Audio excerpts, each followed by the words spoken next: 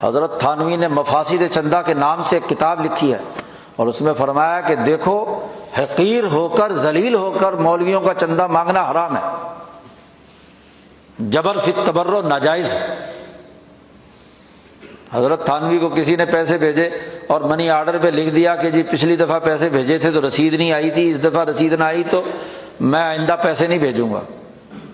تو 1,00,000 روپیہ تھا۔ حضرت تھانوی نے کہا کہ تو اگلے سال بند کرے گا، میں ابھی بند کرتا ہوں، یہ 1,00,000 واپس تیرا نہیں لیتا میں۔ اگر مجھ پر یہ اعتماد نہیں ہے کہ میں صحیح جگہ خرچ کر رہا ہوں یا غلط جگہ پر، تو میں تیرا چندہ نہیں لیتا، لے جا۔ آج مولوی کو کیا 1,000-2,000 بھی دے دے تو واپس دینے کے لیے تیار نہیں ہے۔ یہ بڑی بدبختی، دین کا نام کام کرنا ہے تو عزت سے کرو۔ حضرت گنگوہی رحمۃ اللہ علیہ نے خط لکھا حضرت شیخ الہند کو دیوبند میں کہ جتنے وسائل ہوں اتنا کرنا، ضروری نہیں بھیک مانگنا جی، عزت سے اگر کام کر سکتے ہو دین کا تو کرو، ورنہ کیا ہے چھوڑ دو، کوئی ضرورت نہیں ہے۔ یہ دین کو بھکاری بنا دیا تو اس سے تہذیب نفس ہوگی۔ تو سخاوت نفس کے بجائے جس نے اشراف نفس سے ایڑیاں اٹھا کر دوسروں کی جیبوں پر نظر رکھی تو وہ تو کیا ہے، لم یبارک لہو فیہا، نبی اکرم صلی اللہ علیہ وسلم نے فرمایا اس میں کوئی برکت نہیں ہوگی۔ اور ایسا مال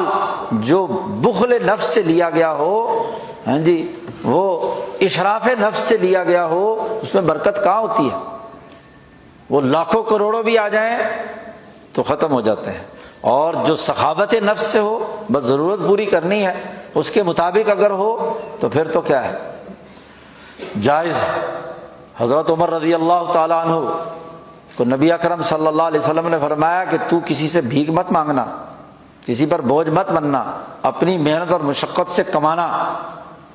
جی۔ دوسری دفعہ حضرت عمر رضی اللہ تعالیٰ عنہ کو حضور نے کچھ پیسے دیے جی ان کے حصے کے، تو عمر فاروق نے لینے سے انکار کر دیا کہ آپ نے منع فرمایا تھا کہ کسی دوسرے سے کچھ نہیں لینا۔ تو حضور صلی اللہ علیہ وسلم نے وضاحت فرمائی کہ دیکھو اگر تمہیں اشراف نفس کے بغیر کسی نے کوئی ہدیہ دیا ہے تو اس کو تو لے لو، کیونکہ تم نے اب تمہارے نفس میں تو کوئی مطالبہ نہیں تھا نا، تو اسے لے لو۔ اور اگر اشراف نفس سے ہے تو نہ لو۔ نواب بھاولپور نے جامعہ عباسیہ بھاولپور کا ایک جلسہ منعقد کیا اور جلسے میں بڑے بڑے علماء آتے تھے،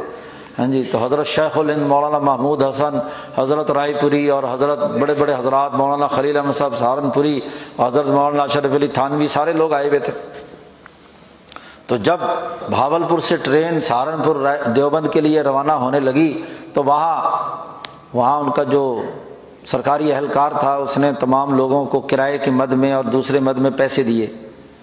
تو باقی سب نے تو رکھ لیے، شیخ الہند نے بھی رکھ لیے، حضرت تھانوی کو دیے تو حضرت تھانوی نے کہا کہ نہیں میں نہیں لے سکتا، کیونکہ مجھے اشراف نفس ہوا تھا، میرے دل نے کہا تھا کہ چونکہ اب نواب صاحب کے مہمان ہیں تو جاتے ہوئے ضرور ایک لفافہ ملے گا، سرکار پیسے دے گی نا، تو یہ میرے دل میں خیال آ گیا تھا، اس لیے میرے لیے یہ پیسے لینا حرام ہے، میں نہیں لے سکتا، کیونکہ نبی اکرم صلی اللہ علیہ وسلم نے منع فرمایا ہے کہ جس کو اشراف نفس ہو جائے تو وہ پیسے نہ لے، واپس کر دیے۔ تو مولانا رحیم بخش صاحب جو وہاں کے دراصل وزیر اعظم تھے، حضرت حاجی امداد اللہ صاحب مہاجر مکی کے مرید تھے، پھر حضرت شاہ عبد الرحیم رائے پوری اور حضرت شیخ الہند سے ان کا تعلق رہا، وہ وزیر اعظم تھے ریاست بھاولپور کے، تو وہ بھی عالم تھے، مولوی تھے، انہوں نے طریقہ سوچا کہ حضرت تھانوی کو پیسے تو دینے لیکن دینے کیسے ہیں؟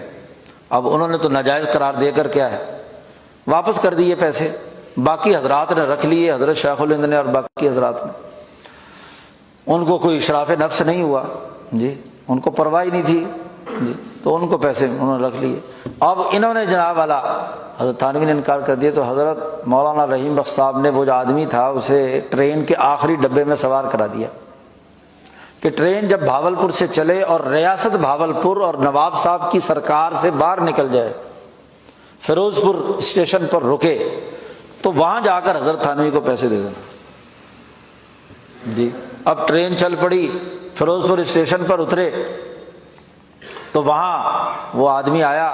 اب چونکہ ریاست بھاولپور ختم ہو چکی ہے، نواب صاحب کا کوئی سرکاری وہاں تعلق نہیں رہا، اور یہ بات بھی طے ہو گئی کہ اب ہم ریاست سے نکل کر دوسرے پنجاب کے علاقے میں داخل ہو گئے ہیں، تو پھر وہ آیا منشی اور اس نے کہا کہ یہ حضرت اب رکھ لیں پیسے، ہاں جی، تو حضرت تھانوی نے رکھ لیے۔ کیوں کہ اب کوئی اشراف نفس نہیں تھا، پتہ نفس کو پتہ چل گیا کہ مجھے پیسے نہیں ملیں گے، تو سخاوت نفس تھی، تو حضرت تھانوی نے وصول کر لیے۔ تو بات بنیادی سی ہے، سخاوت نفس کی، اشراف نفس کی مذمت کی ہے نبی اکرم صلی اللہ علیہ وسلم نے۔ تو شاہ صاحب کہتے ہیں کہ اخبات للہ تعالی کے بعد، نماز روزہ عبادات کے بعد سب سے اعلیٰ ترین خلق، نفع بخش خلق سخاوت نفس، ہوا سخاوت النفس۔